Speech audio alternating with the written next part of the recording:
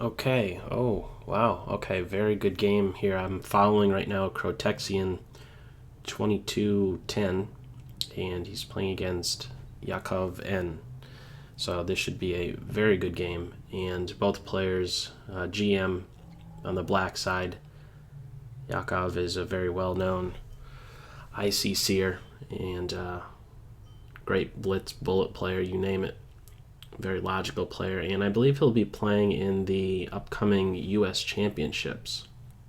So I think it'll be his first time, so that'll be interesting to see his game. So White has given up that dark square bishop, and b5 is a very aggressive move.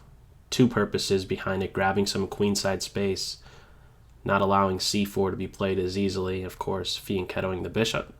Knight is now kicked away, and eyeing c7 right away. So the queen drops back, and it seems like I am liking White a great deal. Knight d6 picks that bishop right back up, and I think reinforcing this position right here. However, you know what? If the rook came over after a trade of queens, king here would be good. I don't know if you could maintain the piece on the d6 square. So instead, these doubled pawns, they look ugly, but notice what they're doing in a sense. It's difficult for this rook to get working. Doubled b pawns. There's a lot of pressure on a2. This rook will look to get involved. Can this knight be annoying? I'm liking White in this position right now. Rook c8, I guess. Right. This pawn is defended by the knight. So rook to c8. And what more? How can you improve the position on the white side? This should be interesting to see. Some moves to think about. Okay, well, the bishop is going to exchange itself. This pawn could be playing up in the center. Black has to be a bit cautious of a knight getting to b4. So where there are isolated pawns, there are good homes for pieces.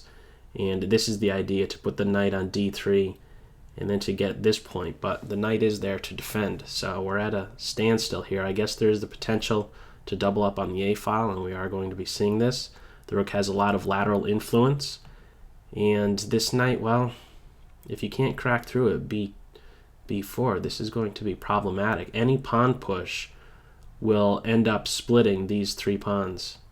If you do a3 after a capture, c3 after a capture, they're split. So doubling here, what more is there to do? Okay, so White is going in reverse to have to defend that move right there. Of course, you could now say that White is the poorer side. The knight was looking to get into c4, b3 to keep that out of there. This is like sort of like a Sicilian structure in a sense on the black side with the play on the c file, but we even have the play on the a file. Maybe pile up on this now. Rook here. Rook c5, maybe knight to this square would follow. Interesting. So if knight takes, pawn takes, we could have a lot of activity for the rooks. These doubled pawns are really restraining the white pieces. This rook has yet to move from a1. Black wants to keep the knights on the board. And what more can you really be doing? Okay, this isn't a home just yet, keep in mind. This could be watched over with d5 or even b5. And similarly, this won't be a hole either. So although these pawns are doubled, they're able to control any support points that this knight might have, where the knight could maybe try and mask the rook's influence of putting pressure against the a and c pawns. Okay, so f4. I don't know that. I was actually preferring to just keep these pawns in tension with one another, but I'm not absolutely sure why that is the case. There is a central majority that can maybe be it could happen soon, maybe with f6 and e5. This pawn is dropping, and we might soon see another pawn dropping.